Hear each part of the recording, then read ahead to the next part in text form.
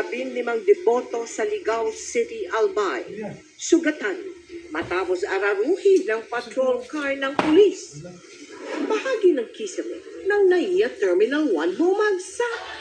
7 sugatan. SUV nakadundol ng motorsiklo at dumiretso umano sa compound ng Malacanang, iniimbestigahan. Hanggang 21 piso taas presyo sa litro ng diesel. Panibagong penitensya sa mga motorista sa susunod na linggo. Exclusive at huli cam. Lalaki, di sinanto ang Semana Santa, nanloob at namaril sa Bulacan. So how much? For you, only 1,000. 1,000? At taksing na nag-aumano ng pamasahe ng K-pop idol na bumisita sa Cebu, pinagpapaliwanag ng LTFRB. This is Philippine Mobile.